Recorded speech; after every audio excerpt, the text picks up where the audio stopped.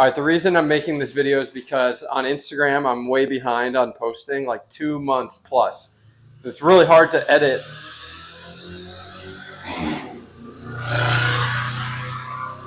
What a loser. It's really hard to edit these short videos and get them out there while I'm doing all this shit. But I want to do a long update right now. So we're going to walk through each space one at a time and talk about everything. So right now we're in the manager's office, and we did it like this sort of like Doris was just saying, it feels like a boat.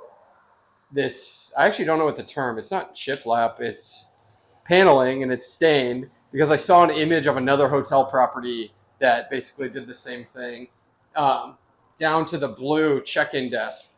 And even though we don't have a staff check-in team, we're still going to set this up almost like a pseudo check-in desk. There will be eventually like an iPad where you can check in. We're going to leave out food and stuff. Like this is where people will come in to grab their food in the morning. So it is sort of like an activated live space. Also, like any hotel, this is where you want to do sort of the most creative things or push the limits on design, spend some money here because every guest is going to come through this one singular space. So I wanted to put more time and effort here. I'm super happy with how it turned out. The blue, however, I'm not super happy with. Ultimately, this is not as nice as a piece of furniture as the image that I was basing this off of. So there's no way we were going to get it to look as nice as that high gloss lacquered credenza check-in desk in that image. But I think generally it turned out good. Come in here. So this is interesting. This is going to be like a communal space off that, manager's office, check-in lobby, whatever you want to call it in there. We were at different points going to totally just leave this to do it later. At one point, this was going to be a unit because there's an upstairs with a bedroom and a bathroom. Ultimately, what we decided is to shut off the upstairs and have that be its own unit, the entrance over there, and then down here, an extension of that common space, just because I've stayed at a lot of hotels and I have partners who have these properties where there's like a common lounge, a shared space for people to hang out. And I really like that experience, especially in a hotel that's this small on the rooms. Having a space to extend people's experience, I think, is important. So we didn't have enough money to do it, or so we thought.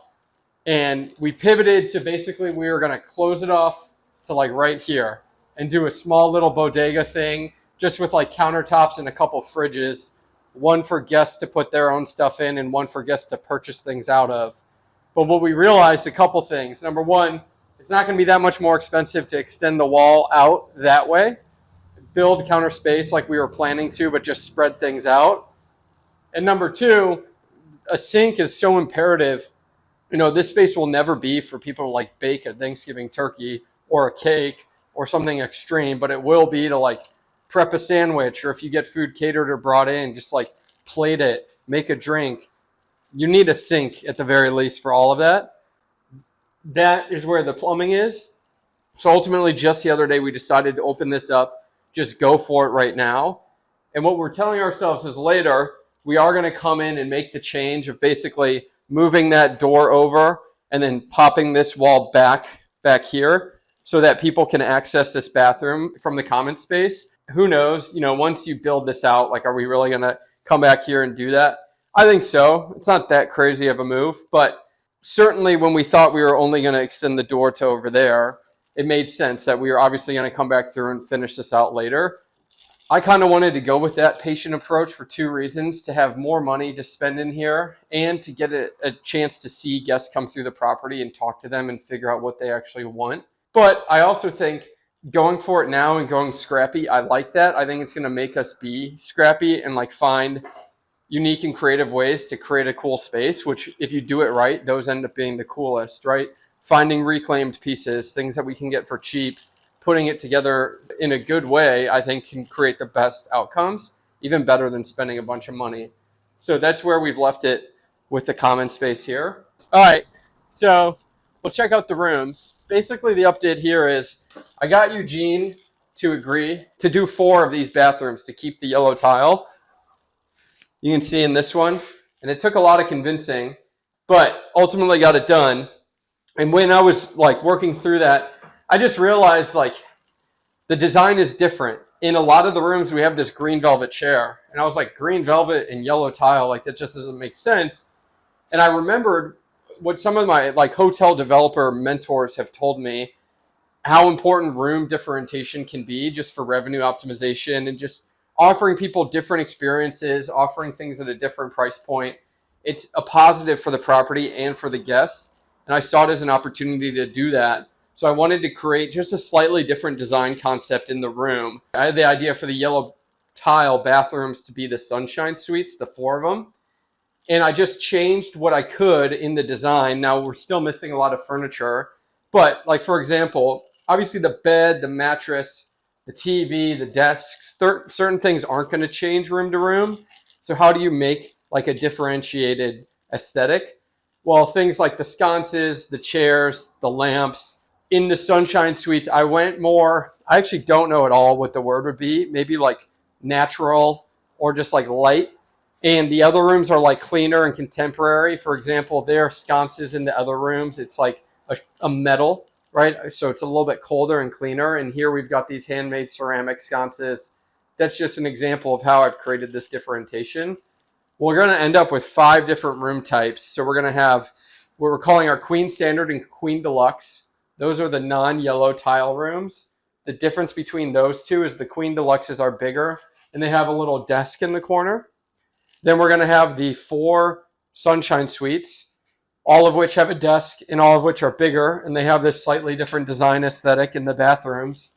And then we have 2 rooms with 2 full beds, and we have 2 rooms with a bunk bed. I think it's a twin over full bunk bed. So that creates the 5 different room types. They're going to vary in pricing. And like just an example of figuring this out, I told the painters to come through, and basically any room that has a yellow tile, we painted the window frame white.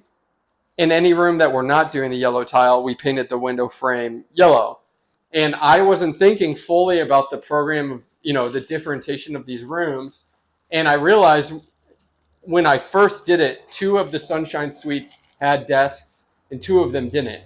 And I was mainly basing which ones I picked for the sunshine suite off the ones that had the best bathrooms that needed the least work. But then I realized if we're marketing, like, let's say there's 5 products on the website. One of them is the sunshine suites. One of them is the twin rooms. One of them is the falls, whatever. You can't market the sunshine suites as having a desk and then 2 of them don't have a desk. I know that seems small, but it's just, that was a learning experience for me, like thinking through things fully. I had to get the painter to come back through and fix those window frames. So now the sunshine suites, that's like the premium unit. It has the desk. It has this, what I think is a better design aesthetic. Then you have the deluxe queen. Then you have the standard, and then you have the full and the twin rooms. I'm happy with where all that ended up. We're still picking final furniture pieces. And really what we've resorted to is like getting stuff shipped in and like testing it in real time and cycling through different things. We've made a lot of pivots at this like sort of final stage, but 30 days from opening, but happy with where it ended up. This is kind of an example of the other room type. I say kind of because, well, this chair should go in there. We also don't have much of the shit in here. That chair is in the sunshine suite. We have the green velvet. We have different sconces now. We're likely doing these covers on this light rather than this. I hate stuff rattan like that. I like rattan in certain places, but not like that. So this is that more contemporary unit. Again, someone an arm's length from this project might be like, what the hell is the difference between these things? But I've enjoyed the process of like trying to create just slightly different experiences. I think let's look at the pool next. The landscaping. We just got the sod in. So the order that things went in, obviously we planned everything out. They dug the pool, they dropped it in, they put the concrete around it. I'll show you what we did with the concrete in a second. Then they did the planted area. Actually, what they did is they put the corner posts of the fence in. We did the soil in the surround of the concrete, which we decided to place inside the fence line. I saw another property in San Antonio that did that, and it created this like really lush feeling surrounding the pool, sort of insulating the space in. I really liked that. So we did that. We got the plants delivered and we planted the plants. And then we did the rest of the fence posts in the sod. Couple things on planting. It was very much like I used a map to sort of like chart out all the different plants to use in the space. Let's see if, I don't think I brought it. in the map, I just drew it myself. It certainly wasn't to scale, and I was more so just doing for like feel of fullness, but totally the actual planning went down. We were out here just moving the buckets around ourselves. Like there's no way I, as an untrained like landscaper, could have planned that out. So we were on site for about 2 days moving stuff around. One of the big bummers is I didn't realize how small the plants would be when they got, when we bought them. So it feels a lot more empty. Obviously, it's going to grow over time. I wish, though, we could have bought some like mid-mature plants to use.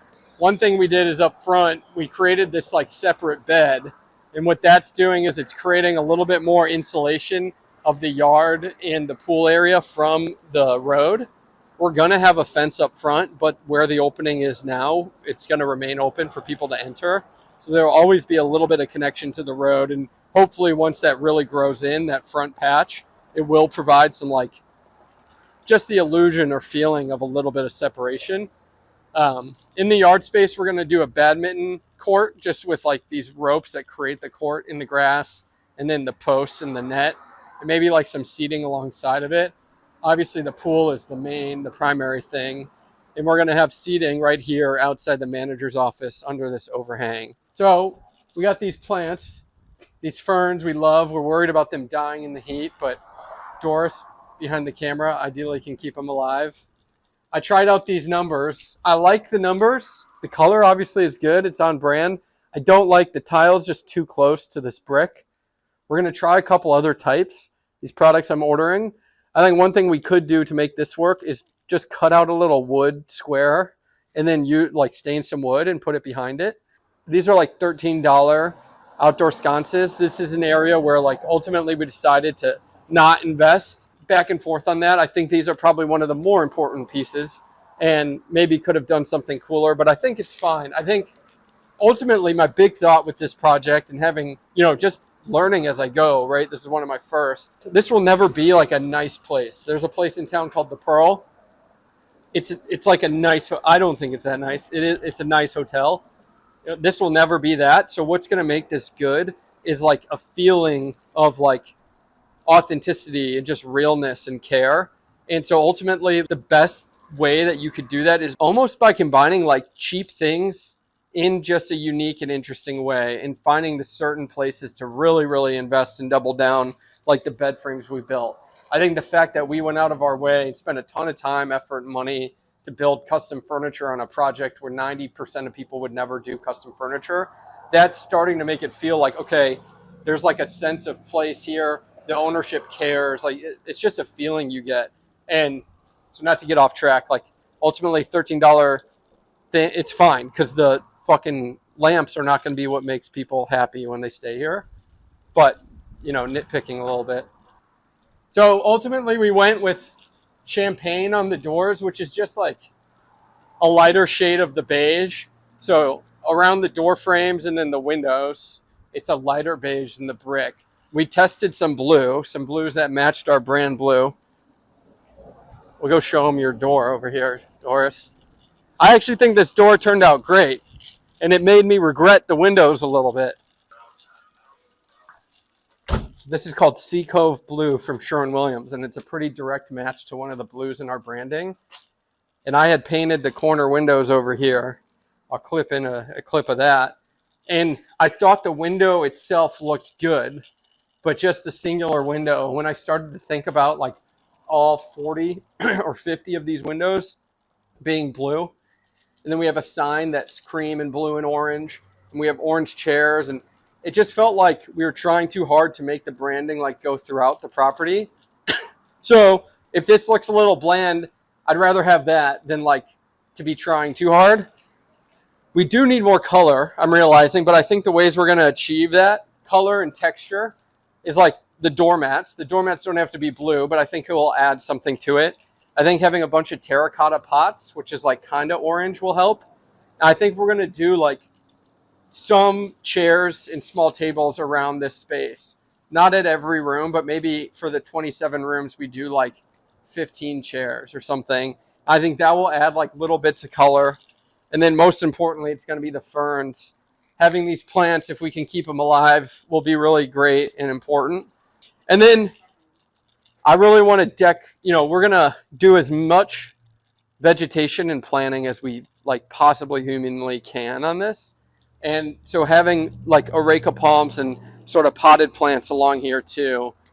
One of my partners on my other project, Lauren, she's great at this. She's good at hotels in general. She did a small motel renovation project in exactly what I was just talking about, like making it feel good. She just did a great job of just finding like random shit for sale at flea markets and garage sales and estate sales, and like you one at a time, things may even seem like they're totally out there or they don't fit at all, but it's when you bring it all together is when it's special. And like just the other day, me and Eugene were in town and we were at this like hot dog snow cone stand. What's it called? Mrs. Pirates or something? Whatever. And we were looking at it, and outside they've got like a thing that holds all their chips. They've got a thing that holds all their drinks. They've got this other thing that's like an ice bucket for more drinks. And you could tell each individual piece was like clearly bought over the course of like 10 years, right? They've been accumulating shit over time. And those are the places that feel the best. The challenge when you're doing this is like, how can you create that feeling in a 6-month time period? You sort of have to manufacture it. And that's a skill. And like Lauren, my partner, is really good at that. I think we're learning it. I think doing things like picking these doors, similar to doing the beds custom, it's like if you can make just a few really specific choices and do them right, it can have you can really start to create that feeling and do it right overall.